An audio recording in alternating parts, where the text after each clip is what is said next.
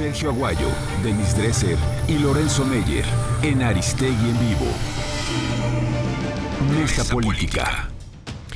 Bueno, estamos con Lorenzo, Denise y Sergio, y yo les propongo a los tres, agradeciendo muchísimo que estén aquí como siempre, pues el tema que ha atrapado la atención, especialmente desde la semana pasada, todo el fin de semana, que es este pulso de poderes, llamémoslo así, entre lo que hace o puede hacer el legislativo, entre lo que hace o puede hacer el ejecutivo que viene, y entre lo que son los poderes de los mercados, y sobre todo el poder de la banca y del sistema financiero. Imposible, Lorenzo, Sergio, Denise, no empezar hablando del tema. Hoy Denise en su artículo en Reforma habla de amartillazos y tiene una postura crítica sobre la cuestión de lo que ha sucedido con este tema. Tenemos un asunto que involucra muchísimas cosas, empezando por las propias comisiones bancarias que, según nos explicó ampliamente esta mañana Mario Di Constanzo, presidente de la Conducef, claro que hay materia para revisar las comisiones bancarias en México, sobre todo comparadas con el ámbito internacional. Pero aquí hablamos de las comisiones bancarias, de lo que dice Monreal raya en la usura y de lo que es este momento de país, y volvemos al tema del quién manda en México, ni hablar, parece que es cantaleta, pero seguimos en el asunto. Ahora con este nuevo capítulo, Denise, ¿qué piensas de el anuncio de Morena, de la caída o el desplome de la bolsa, de la salida de Andrés Manuel, que recupera el sentir de la bolsa y que rescata, digamos, de la picada a este indicador bursátil? Luego la postura de Monreal que dice nosotros mantenemos nuestra postura de legisladores. En fin, ¿qué es todo esto, Denise, según tu punto de vista? Mira, Carmen, es incuestionable que la banca en México tiene niveles de ganancia por el cobro de comisión son mucho más grandes que en otras latitudes del planeta donde operan bancos extranjeros con filiales en México. Como lo escribía esta mañana en mi columna, lidiar con los bancos en México, cualquier consumidor lo sabe, es como ir al dentista a que te saquen una muela. Es como someterte a una colonoscopía obligatoria, todos lo sabemos. ¿Quién no ha estado parado en la cola de un banco mexicano o un banco extranjero con filiales en México y ha experimentado el mal servicio, las colas interminables? ¿Quién no ha pagado las comisiones exorbitantes que cobran por cada transacción? La banca exprime, la banca expolia, la banca abusa, y eso lo hemos sabido desde hace ya un buen tiempo, no es novedad. Recuerdo que la Comisión Federal de Competencia sacó un reporte crítico desde el 2014 en el cual advertía los serios problemas que tiene el sector financiero en México y la manera en la cual abusa de los consumidores, con cargos desmedidos. Hay una estructura oligopólica concentrada de bancos que coluden en vez de competir, las serias dificultades que enfrentan las pequeñas y medianas empresas para conseguir crédito, los sobreprecios a todo tipo de servicios financieros, incluyendo las hipotecas, los seguros automotrices. En fin, el estudio era, insisto, extremadamente crítico. Y por eso, regreso a mi punto inicial, las filiales de bancos extranjeros en México tienen mayores tasas de ganancia que en cualquier otra parte del mundo. Es un problema endémico, un problema sistémico que sin duda hay que encarar. Ahora, lo que veo cuestionable de parte de lo que intentó hacer la Cuarta Transformación vía una senadora la semana pasada fue que no se trata de destruir, sino de componer. No se trata de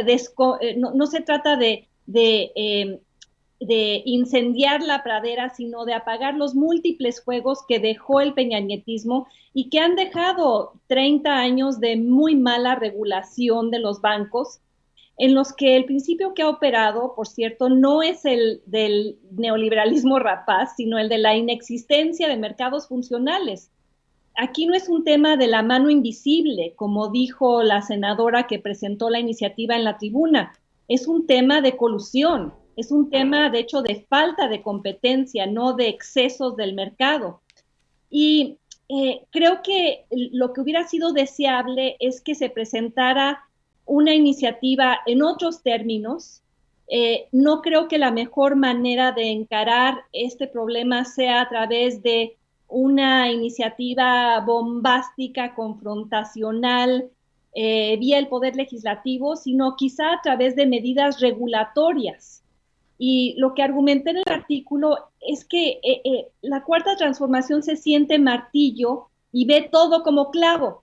Entonces va corriendo detrás de los problemas a martillazos, con un deseo de ajusticiar, en lugar de ver cómo se solucionan de manera práctica problemas para favorecer en realidad a los consumidores y meter en cintura a los bancos sin producir lo que ocurrió la semana pasada, que fue la caída dramática de las acciones de los bancos, que pues se sintieron agredidos.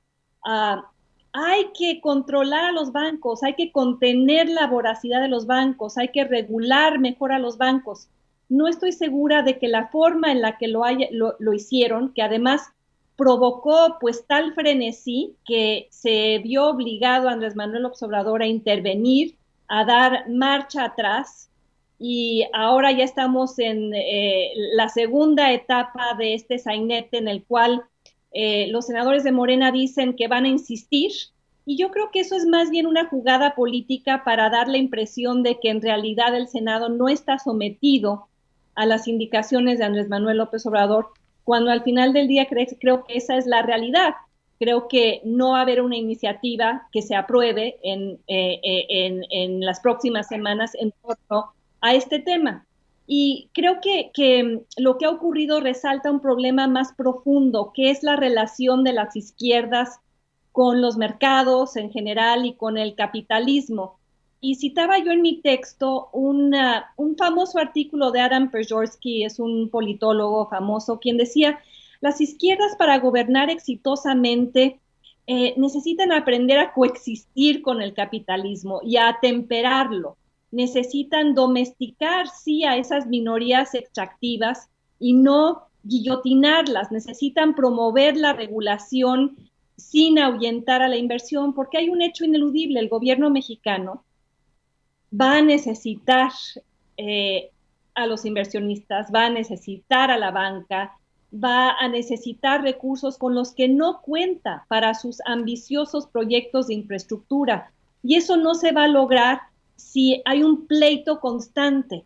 Creo que la mejor manera de encarar esto, insisto, sería a través de una legislación más responsable, un proceso menos bombástico, menos confrontacional, y que buscara al final del día lo que todos queremos y lo que, por cierto, muchos hemos venido insistiendo desde hace años, que es el imperativo de regular mejor a la banca mexicana en nombre de los consumidores, Carmen. ¿Qué dices, doctor Lorenzo Meyer, de todo esto, de lo que, bueno, pues comenta Denise, pero del contexto de cosas que estamos viviendo desde la semana pasada para acá? Carmen, esto va a seguir. Tiene que haber la confrontación, no hay manera de pensar en un cambio más o menos de fondo, más o menos, que conste, no dije que un cambio de fondo, puesto que no hay alternativa, tiene que ser dentro de la estructura capitalista. Creo que a la izquierda no le gusta, pero tampoco tiene ya alternativa. En la historia mexicana, quienes prestaban originalmente era la iglesia y tenía buen cuidado de cobrar muy pocos intereses. Es una de las cosas positivas que encuentro yo en la iglesia de la época colonial. Claro que no le prestaba al pueblo en general, le prestaba a los mineros, a los terratenientes, a los comerciantes, etcétera, pero tenía buen cuidado de no excederse. Luego llega la independencia y sobre todo el gobierno laico, le quitan a la iglesia todo lo que se le podía quitar y empiezan a llegar los bancos. Unos bancos en el siglo XIX El Banco de Avío fue el primero para fortalecer la idea de que México podía tener una industria textil, lo cual no fue nada fácil. Y finalmente llegan los bancos extranjeros. El Porfiriato se siente muy contento de sus bancos, el Banco de Londres y México, etcétera.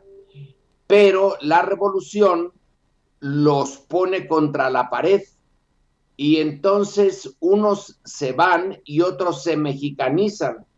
Es una política no necesariamente buscada ex profeso, pero que resultó ser un hecho contundente. Los bancos extranjeros se fueron, se quedan bancos debilitados ciertamente, pero nacionales.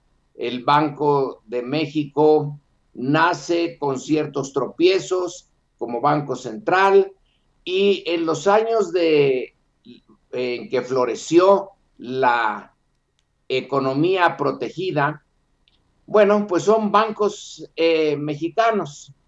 Luego llega el gran cataclismo y López Portillo decide echarle la culpa a los bancos de su desastre y los nacionaliza. Luego llega Salinas y los vuelve a privatizar, pero ya de otra manera, no a los antiguos dueños. Y se vuelve a venir la ola de extranjerización en esos bancos. Son bancos básicamente extranjeros. Es cierto que Banorte no lo es y algún otro, pero el grueso ya son los bancos españoles, norteamericanos, canadienses, y en efecto se les hizo muy fácil tener una política en donde las comisiones, que en sus países de origen pueden ser equivalentes al 18, 19, 20% de sus ganancias, en México son del 30 y tantos. Está todavía por probarse que realmente hayan dado crédito a la gran empresa mexicana, que tengo la impresión de que no los necesita.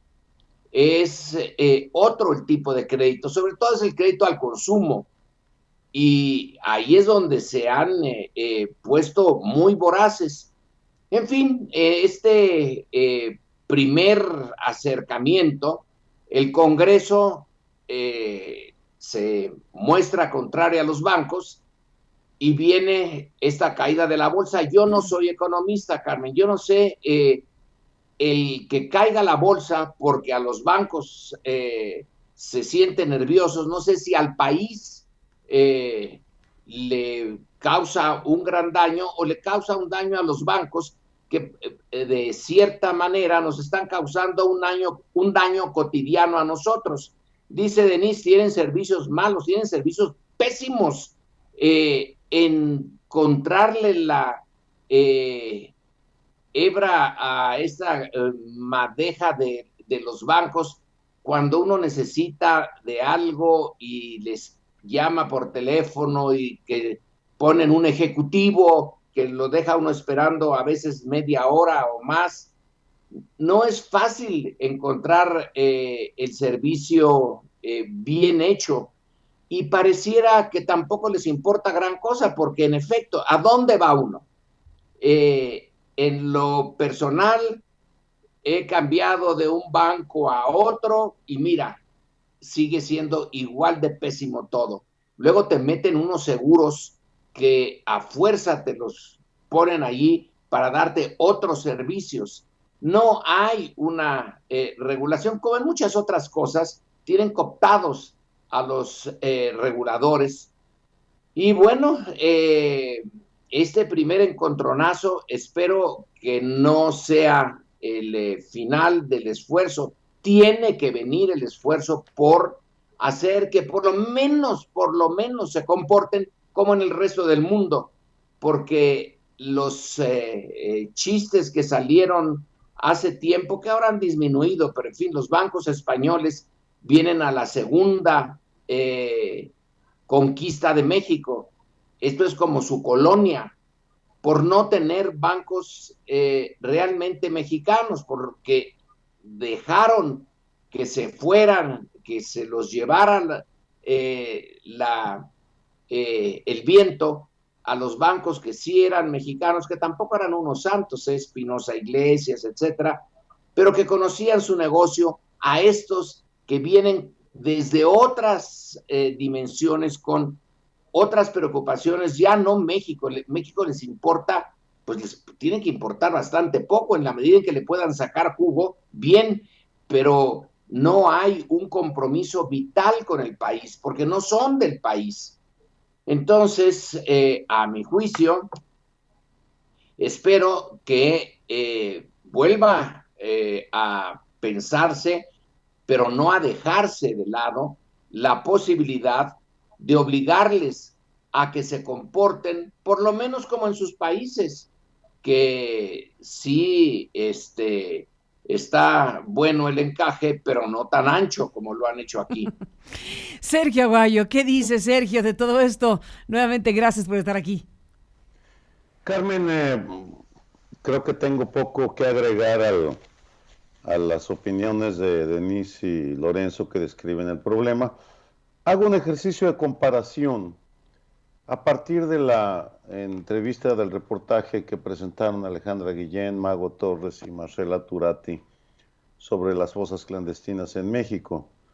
Y lo menciono porque las víctimas de la violencia criminal son uno de los muchos ejemplos que habría de un gremio afectado en sus derechos que encuentra quien lo represente, sean familiares de víctimas o organismos no gubernamentales. Estarían también los derechos de las feministas, los derechos de la niñez, los derechos del consumidor. La pregunta inevitable que uno se hace al observar el sainete, y coincido con la descripción, con el término empleado por Denise, fue un sainete, ha sido un sainete hasta ahora, es que los usuarios de la banca y los servicios financieros en México no tienen quien los represente ni quien los defienda. Si no existió una organización de usuarios de la banca, por ejemplo, existió hace años al consumidor, existe todavía, pero desde que Adriana Labardini, a quien creo has entrevistado algunas veces, se fue al Instituto Federal de Telecomunicaciones, el esfuerzo se desinfló, pero no existe quien represente ese esfuerzo. Y Adriana me comentaba el día de ayer algo muy relevante. En parte no prosperó el esfuerzo al consumidor, que incluía a los usuarios de la banca, porque no hay financiamientos ni privados ni públicos. Es decir, no existen concursos como hay en otros temas para que los organismos o las universidades puedan concursar para obtener los recursos. Ignoro de dónde obtuvieron los recursos concretamente el grupo de Alejandra Mago y Marcela Turati, pero existen una gran cantidad de fondos para poder hacer esas investigaciones. Al no existir recursos, y aquí podría dar una interpretación muy apegada a la defensa de intereses concretos, eso provoca que no haya investigación, que haya muy poca investigación. Si uno busca estudios en Fundar sobre ese tema, en Fundar, el Instituto Mexicano de la Competitividad, México Evalúa o Mexicanos contra la Corrupción y la Impunidad, sobre este tema no aparecen. No es un tema de agenda, ni tampoco lo es de los medios de comunicación. Todo esto significa, como conclusión, que se le podrá criticar a Monreal la iniciativa, se le podrán atribuir intereses políticos, cálculos políticos. ¿Qué político no lo tiene? No tiene cálculos en sus iniciativas. Pero el hecho es que puso el dedo sobre una llaga. Existe la mayor parte de la población mexicana es víctima de los abusos de la banca. Y no voy a repetir lo que dijeron Denise y Lorenzo. Yo también he padecido los abusos, igual que todos los que me están oyendo, el mal servicio, el maltrato, parece que se regodearan en humillarlo a uno, los funcionarios de la banca. Pareciera que en sus portales los crean con el afán de hacernos sufrir permanentemente cuando queremos hacer una transferencia. Pero dicho esto sobre Monreal, puso el dedo sobre la llaga. Es un sector sin protección. Y aquí la respuesta de Andrés Manuel, francamente, me pareció ofensiva. Que tenemos que esperarnos los usuarios maltratados de la banca 3 años para que empiecen a ser atendidos. Lo entiendo porque no hay quien lo presione, porque no existe una masa crítica que defienda estos intereses, pero pues me considero que no es una respuesta. Podría haber dicho, vamos a fortalecer y a exigirles a los órganos reguladores que expliquen por qué se hacen estudios como el que citó Denise de la COFESE sobre el mal servicio de los bancos, ¿por qué no dan un paso más adelante? Esa es la respuesta que uno espera, y no el anunciar que supongo que lo van a corregir, pero por lo pronto la impresión que deja la frase de Andrés Manuel es que pues, nos tenemos que aguantar 3 años más hasta que vuelvan las siguientes elecciones. Déjame, si quieres, Sergio, te interrumpo un segundo. Podríamos recuperar ese fragmento de Andrés Manuel que estás analizando y que es precisamente lo que dice, pues, cuando está en picada, en caída libre la Bolsa Mexicana de Valores el viernes. En esto que también hay que decirlo, ¿no? Yo creo que es un pulso de poderes. ¿Quiénes son los mercados? O sea, son seres humanos también, son personas, son gente que está decidiendo cosas y que envía señales de esta naturaleza. En todo caso, la presentación de la iniciativa sobre el tema de las comisiones de a los bancos, la caída de los mercados y lo que sería la respuesta de Andrés Manuel López Obrador, que hizo de inmediato, ¿no? Es un comportamiento en tiempo real, ¿no? Es decir, los mercados en tiempo real reaccionando a un estímulo y al otro prácticamente de manera inmediata. Esto fue lo que dijo Andrés Manuel el viernes pasado.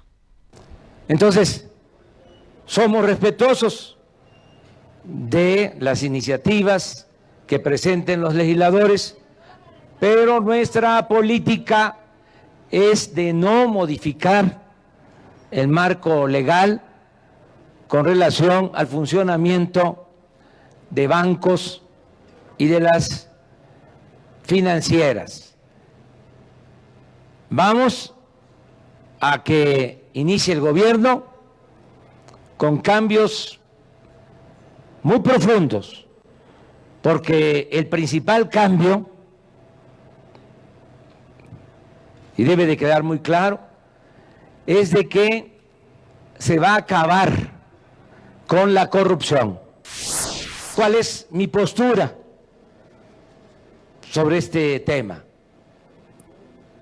Yo en la campaña aclaré de que no íbamos a hacer ninguna reforma en la primera parte del gobierno en materia fiscal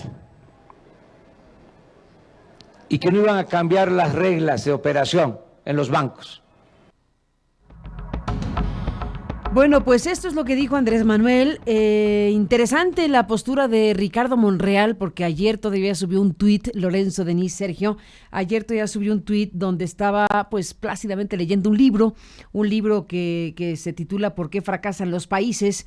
Y en ese libro de ¿Por qué fracasan los países?, dice Monreal en su tuit, pues se describe lo que pasa con las políticas inclusivas y las extractivas a lo largo de la historia de los países. Así que lo que está planteando el líder de Morena en el Senado es que a propósito de las prácticas de usura, saqueo e injusticia, es hora de actuar sin titubeos. #Feliz Domingo, Denise. ¿Cómo ves?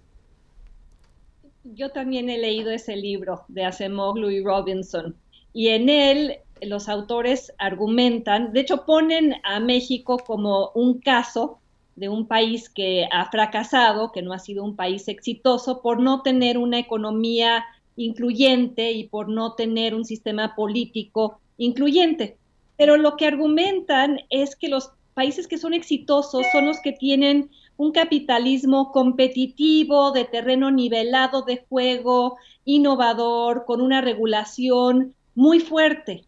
Y lo que se planteó la semana pasada es una especie de juego suma cero con esa iniciativa presentada por la senadora Caraveo, en la que para que López Obrador y Morena ganen, los banqueros, los empresarios y los inversionistas tienen que perderlo todo. Las comisiones bancarias son abusivas. El Estado puede y debe intervenir para reducirlas, pero la forma de hacerlo y la forma de anunciarlo sí importa. La protección al consumidor no se va a lograr vía esa legislación fulminante que subió a la tribuna Morena la semana pasada, sino a través de una regulación eficaz. Y en eso sí desilusiona el pronunciamiento de Andrés Manuel López Obrador, que debió haber sido en torno a cómo vamos a cambiar las reglas, no en 3 años, desde ahora. Oye, pero a ver, me detengo un segundo aquí, Denise, me detengo un segundo aquí justamente porque supongamos que López Obrador, no lo defiendo ni lo ataco, solamente trato de entender qué sucedió. Si no hubiera hecho lo que hizo, es decir, entrar literalmente al quite, porque había una señal muy agresiva de los mercados, de desplome de la bolsa, y lo que hubiera seguido, en el hubiera que no existe, pero que hay que imaginarlo, es que si no hubiera salido López Obrador a decir lo que dijo, pues estaríamos en un contexto de incendio de los mercados, para decirlo suavecito, ¿no crees? Yo no estoy criticando que haya salido, no que no tenía otra opción más que salir para detener esa caída de bancos que sintieron que iban a perder mucho dinero vía el recorte fulminante de las comisiones. Tendría que haber salido, no había otra opción. Podría haber dicho algo distinto, y en eso estoy de acuerdo con Sergio. En lugar de haber dicho en 3 años ya veremos, y ya dijimos que no vamos a cambiar las reglas en 3 años, había maneras de decir, queremos que los bancos sean una parte vital de nuestro proyecto de crecimiento económico, que haya muchas oportunidades para el crédito a pequeños y medianos empresarios. La banca es un pilar del desarrollo del país. Al mismo tiempo, nosotros estamos conscientes de que ha habido abusos contra los consumidores y vamos a tratar de fortalecer los procesos regulatorios. Con que creo que los legisladores de la Cuarta Transformación deberían tener más cuidado con lo que presentan, cómo lo presentan, a través de procesos bien pensados y no provocando estas escaramuzas costosas que obligan a dar marcha atrás y que obligan a Andrés Manuel López Obrador a salir a decir que no va a hacer absolutamente nada en 3 años. Insisto, regreso a la metáfora de mi artículo. Son legisladores que se sienten martillo y todo lo ven como clavo. Entonces están tratando de legislar a martillazos. Yo creo que sí, hay mucho que remodelar en el país, pero sabiendo cómo usar el martillo y sin llenar de hoyos la pared, Carmen. Lorenzo Meyer, Sergio Aguayo, ahora la pregunta que sigue yo creo es, ¿qué va a pasar con Andrés Manuel López Obrador y Ricardo Monreal? ¿Habrá algo que haga valer en la práctica la frase de Andrés Manuel de no seré el poder de los poderes? Y veremos en este país que el Ejecutivo puede decir lo que dice Andrés Manuel, pero el Legislativo, que es un poder autónomo del Ejecutivo, se supone, vaya por su propia ruta y que diga, pues con la pena, ahí se ven los mercados y nosotros vamos por esta legislación que elimine comisiones y que atempere las ganancias de los banqueros. Lorenzo Meyer, ¿qué me dices de esa posibilidad? Bueno, la posibilidad me gusta, sería ya una innovación realmente interesante para México, que sí, Andrés Manuel, como jefe del Ejecutivo, responsable de esa parte que ha sido en algunos momentos la única parte que existe en el gobierno mexicano, que ahora tome su posición, diga lo que dijo, pero el legislativo es otra cosa. No estamos acostumbrados a eso. Estamos acostumbrados a legislativos que siguen como corderitos lo que el Ejecutivo ha señalado. Sería bueno que el legislativo actúe por su cuenta. Para eso son estos poderes, para tener un juego. Dice Denise, usan el martillo. Bueno, pues que aprendan a usarlo, pero que usen su capacidad de actuar. Es un aprendizaje.